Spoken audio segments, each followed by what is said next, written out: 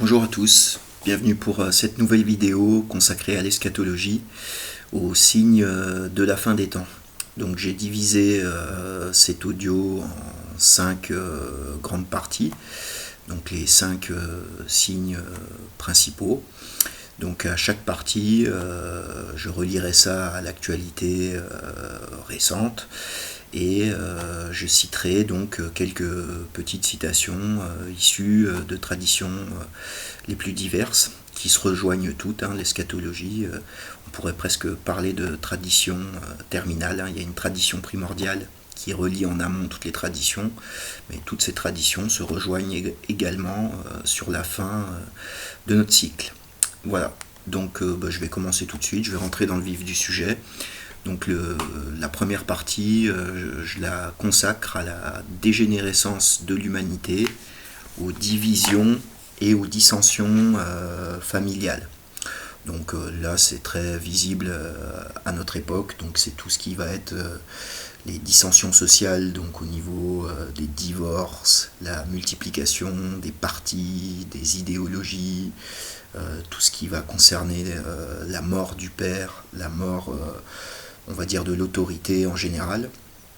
Donc on peut parler aussi du féminisme, la difficulté des rapports hommes-femmes, donc, et sans compter bien sûr toutes les dégénérescences du type GPA, PMA, la multiplication de l'IVG, tout ce qui va être transgenre, on va dire la généralisation de l'exceptionnel.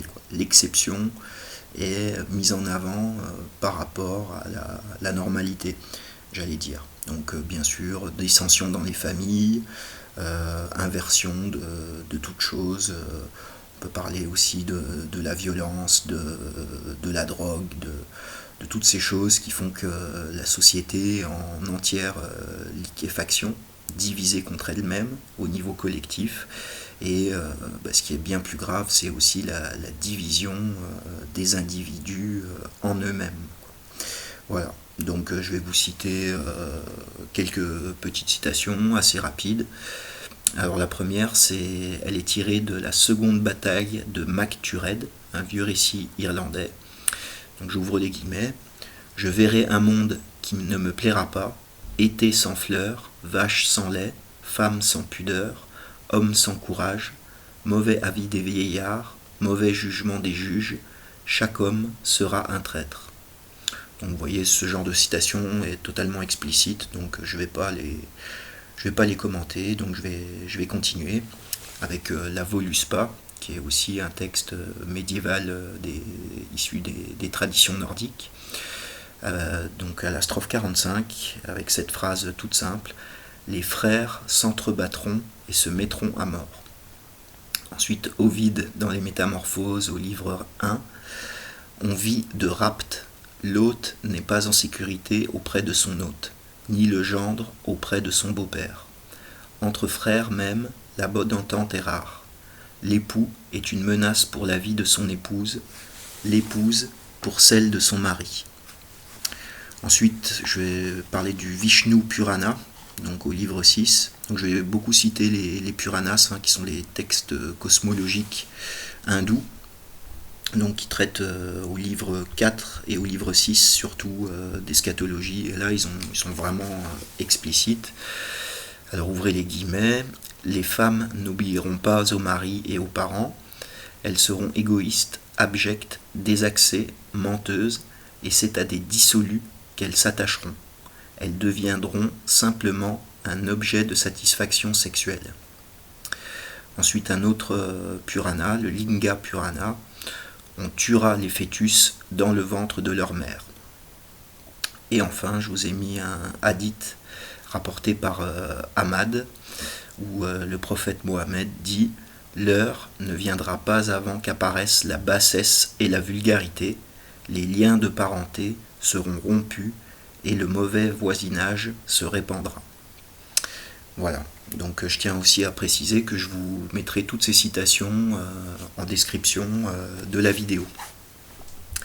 Alors la deuxième entrée, j'ai mis les calamités naturelles. Alors là, il y a Les textes apocalyptiques sont vraiment légion par rapport aux calamités naturelles, hein.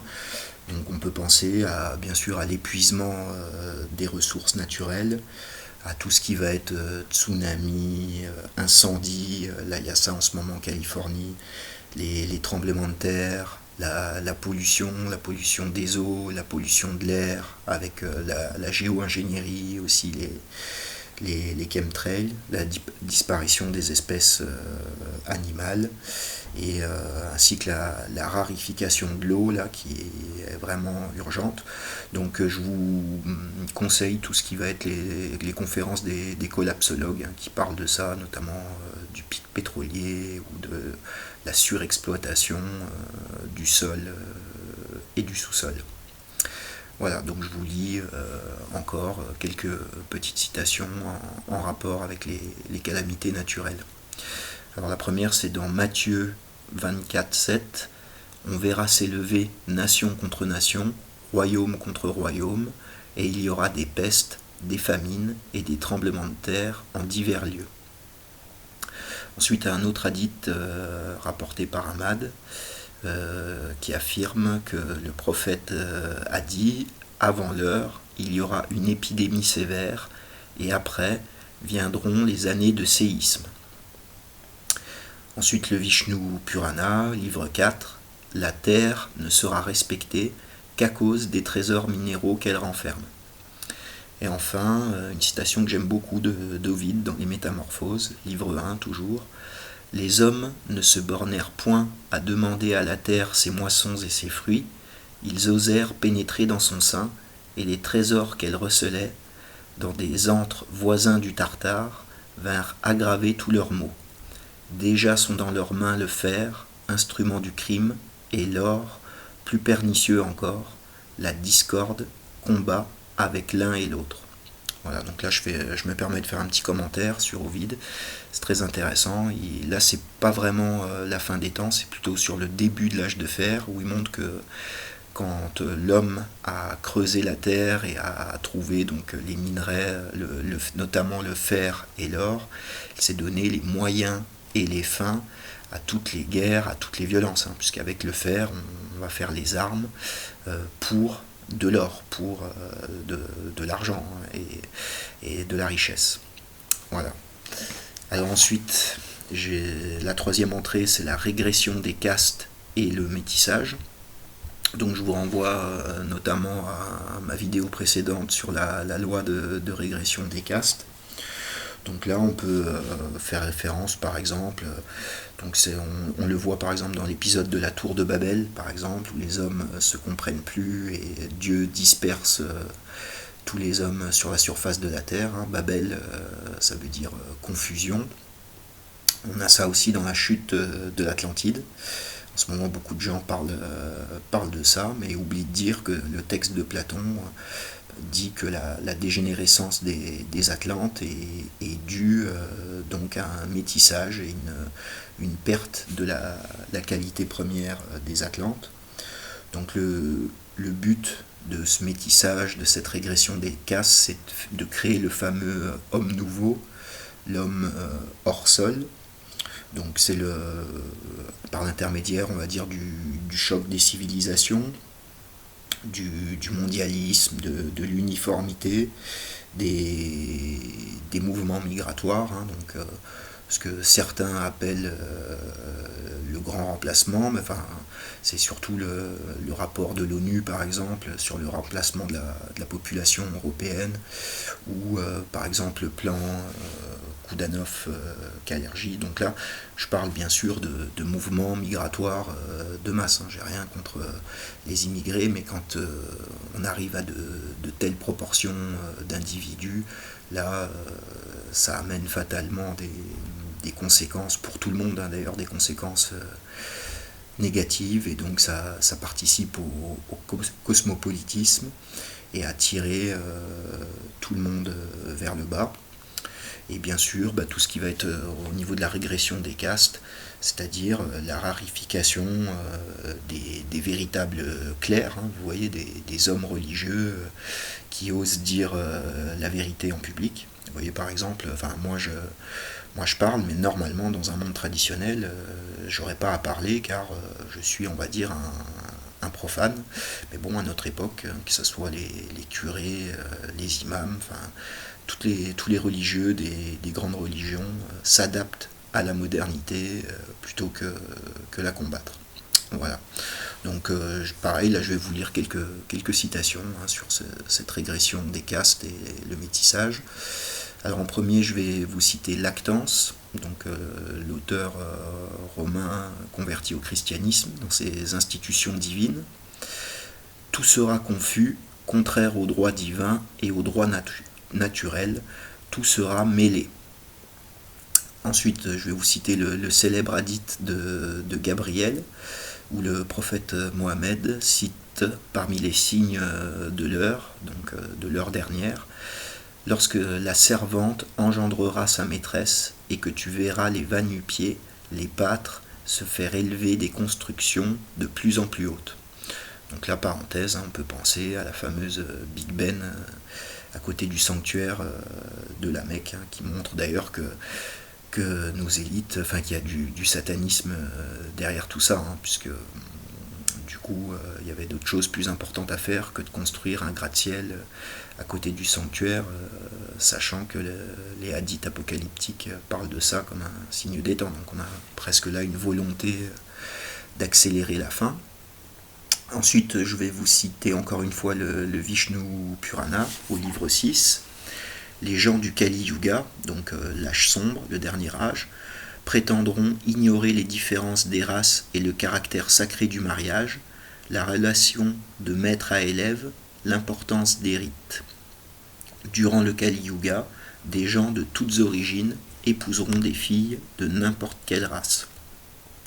Voilà. Et enfin, je vais vous citer l'Apocalypse syriaque de Baruch. Donc c'est un écrit intertestamentaire. Les sages se tairont et les fous parleront. Voilà. Donc ensuite, je vous parle de la quatrième entrée de mon classement, qui est arbitraire, bien sûr. Donc c'est la rapidité croissante de l'existence. Donc là, on peut bien sûr parler de tout ce qui va être le progrès technologique, l'IA, l'intelligence artificielle. Donc on retrouve ça notamment chez Saint-Jean, avec le fameux 666 qui peut renvoyer à la puce RFID. On sait aussi que le premier ordinateur individuel, c'était le Apple 666. Apple, qui d'ailleurs, c'est le logo, c'est la pomme croquée du jardin d'Éden, donc on voit encore l'influence satanique derrière. On peut parler aussi bien sûr de la singularité, donc c'est le fait que la technologie est de plus en plus petite avec une puissance de plus en plus grande, donc on ne sait pas jusqu'où ça va s'arrêter. Donc bien sûr tout ce qu'il y a aussi en rapport avec les réseaux sociaux, le fait qu'il faut faire le buzz, que tout va de plus en plus vite, qu'on oublie aussi les événements, par exemple, je sais pas, les vagues d'attentats, plus personne n'y pense, tout le monde était Charlie pendant 2 semaines et après c'est fini, on passe à autre chose, tout va de plus en plus vite. Et donc cette rapidité croissante de l'existant, ce qui va se terminer vraiment un instant, du coup, on retrouve ça vraiment dans tous les textes sacrés. Dans la Bible, par exemple, on peut remarquer que l'âge des prophètes diminue au fur et à mesure du récit. Et aussi, je vous renvoie à la fameuse parabole des 10 vierges, les vierges sages et les vierges folles. Voilà. Donc je vais vous lire encore quelques textes. Donc toujours le Vishnu Purana, que je pense que j'ai cité à chaque entrée, le livre 4. Brève sera leur vie, insatiable leur désir, et ils seront impitoyables. L'impiété prévaudra parmi les hommes déviés par l'hérésie, et la durée de leur vie sera de ce fait plus brève. Ensuite un hadith extrait d'El-Boghari. L'heure dernière arrivera si subitement que celui qui est en train de rendre étanche son bassin n'aura pas le temps de s'y abreuver. L'heure dernière sera si soudaine que celui qui sera en train de porter un mets à sa bouche n'aura pas le temps de le manger. Voilà. Ensuite, la deuxième épître de Pierre, il viendra le jour du Seigneur comme un voleur. Et enfin, je vous ai noté des dictons populaires assez intéressants, avec l'expression par exemple à la diable, qui veut dire à la va-vite, faire quelque chose à la va-vite, et ou sinon la lenteur est de Dieu, la hâte est de Satan. Voilà. Alors, enfin, la dernière entrée donc de ma petite analyse, c'est la plus importante, hein, c'est celle qui conditionne tout le reste, c'est la cause, c'est la disparition ou la parodie du sacré. Donc on peut penser bien sûr à toutes les pseudo-religions, les réformes, hein, depuis Luther, Calvin, tout ce qui va être les faux prophètes de notre époque, hein, comme Jacob Frank par exemple, ou je sais pas, Blavatsky, Krishnamurti, enfin ce genre de personnes, ou le Dalai Lama. Voilà, donc profanation du sacré. Et donc je vais vous lire quelques... oui, bien sûr, excusez-moi, tout ce qui va être aussi religion laïque, hein, comme la religion des droits de l'homme, tout ce qui est république et tout le toutim, ou par exemple, là, on peut penser aussi à la franc-maçonnerie spéculative, hein, les maçons du Moyen-Âge construisaient des cathédrales et des monuments sacrés, et aujourd'hui ils font des pyramides en verre au milieu du Louvre, enfin des trucs horribles. Voilà, donc là je vais vous lire, là j'ai 3 citations qui, pareil, hein, se passent de commentaires. Donc la première c'est dans l'évangile de Marc. Voilà, il surgira en effet des faux Christ et des faux prophètes qui opéreront des signes et des prodiges pour abuser, si possible, les élus eux-mêmes. Ensuite, le Vishnu Purana, que je cite encore une fois, livre 6, à mesure que l'hérésie fera de nouveaux progrès, les sages pourront apprécier le développement de l'âge de Kali. C'est proportionnellement à cette diminution du nombre des hommes pieux adhérant aux leçons des Védas, au relâchement des personnes attachées à la vertu et au déclin du respect pour les professeurs des Védas que les sages constateront l'accroissement de l'influence de l'âge de Kali. Voilà, donc les hindous connaissent bien la pseudo-religion, par exemple avec Blavatsky, la sorcière, et son théosophisme. Et là, je vous renvoie au livre de René Guénon, le théosophisme, histoire d'une pseudo-religion. Et je terminerai enfin par la plus longue des citations, parce que je pense qu'elle résume tout ce que j'ai dit auparavant. C'est dans le Corpus Hermeticum, au tome 1, donc attribué à Hermès Trismégiste. Donc là, je vous la lis, ça, pareil, hein, c'est très explicite. Alors, l'homme religieux passera pour un fou, l'impie pour un sage, les furieux pour des braves, les plus mauvais pour les meilleurs. L'âme et toutes les questions qui s'y rattachent, est-elle née mortelle? Peut-elle espérer conquérir l'immortalité? Tout ce que je vous ai exposé ici, on ne fera qu'en rire, on n'y verra que vanité. Il y aura même, croyez-moi, danger de mort pour qui gardera la religion de l'intelligence. On établira des droits nouveaux, une loi nouvelle, pas une parole, pas une croyance sainte, religieuse, digne du ciel et des choses célestes. Déplorable divorce des dieux et des hommes. Il ne reste plus que les mauvais anges, ils se mêlent à la misérable humanité, leurs mains sont sur elle, ils la poussent à toutes les audaces mauvaises, aux guerres, aux rapines, aux mensonges, à tout ce qui est contraire à la nature des âmes.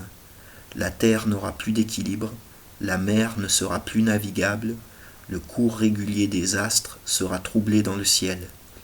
Toute voix divine sera condamnée au silence, les fruits de la terre se corrompront et elle cessera d'être féconde. L'air lui-même s'engourdira d'une lugubre torpeur. Telle sera la vieillesse du monde, irréligion et désordre, confusion de toute règle et de tout bien. Voilà, donc encore désolé, hein, pour cette audio qui est pas très joyeuse. Donc je voulais finir par une chose, c'est que selon moi, il n'y aura pas de grand sauveur ni de grand complot.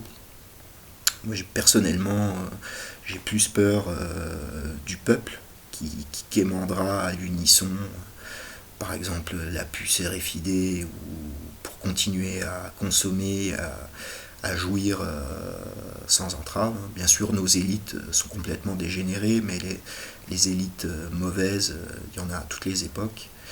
Voilà, et donc en ce qui concerne, on va dire, le nouveau cycle qui va arriver, forcément, hein, après l'hiver, il y a l'enclenchement du printemps. Je ferai un autre audio sur, bien sûr, le connais-toi toi-même, hein, parce que tout cela va se passer en nous-mêmes. Et tiens, je l'ai à côté de moi, je vais vous citer une petite citation de Saint Augustin, tirée de la Cité de Dieu, pour comprendre justement l'idée que je développerai donc dans une autre vidéo qui sera peut-être plus complète à ce niveau-là. La cité de Dieu est édifiée par l'amour de Dieu, poussée jusqu'au mépris du moi. La cité terrestre, par l'amour du moi, poussée jusqu'au mépris de Dieu.